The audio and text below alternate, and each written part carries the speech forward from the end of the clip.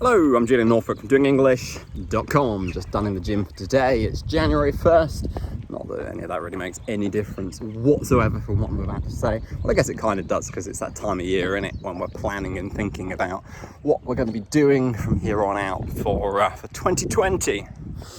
Now, I'm not really one for paying attention to like motivational quotes, and certainly not for sharing them and things like that. Most of them I just kind of laugh at because they're so cheesy and stupid. But yesterday or the day before, I forget which, a motivational quote popped up in my Facebook feed that I actually thought was quite good and had a few pearls of wisdom embedded therein that you should probably pay attention to. It said something along the lines of, the best weight to lose in 2020 is the weight of other people's opinions. And I thought that was quite clever and almost definitely something that many of us, of you, should pay attention to.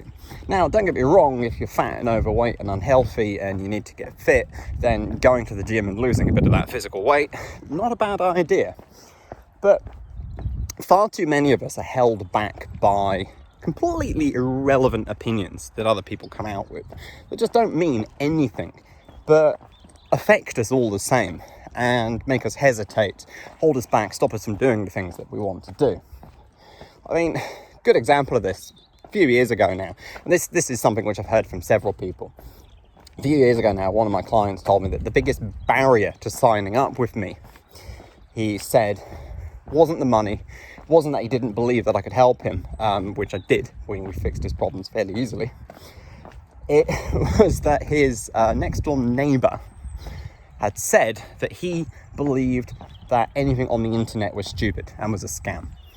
And he was worried about what his next door neighbour would think of him signing up with a coach online. And I mean, it's ridiculous. It doesn't make any sense. But again, it's something that I've heard from more than one person, or variations thereof. 6 years ago, when I made the decision to leave full-time employment to make doing English my full-time job, so many people said to me, that's unrealistic. You can't make that work. Nobody in the real world can actually do that.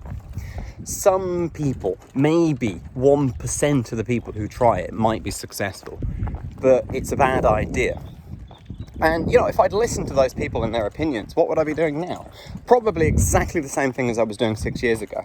I would probably still be working in a company, in a job that I didn't like, that I wasn't happy with, hating my life. But I didn't listen to them. And 6 years later, not only am I still going strong, but I'm making more money and living a much more enjoyable life than any of those people with their opinions.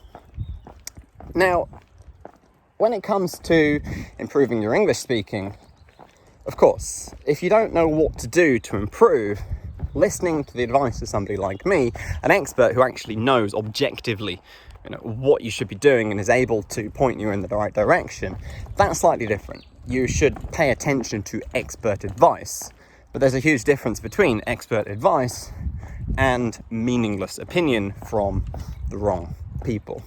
So, just to repeat the quote, the best weight to lose in 2020 is the weight of other people's opinions. And I think there is certainly something to be said for that. Now, I am going to get on my bike and cycle the rest of the way home. Head over to doingenglish.com, sign up for my free daily emails, and I'll see you on the other side and in the next video. Bye-bye.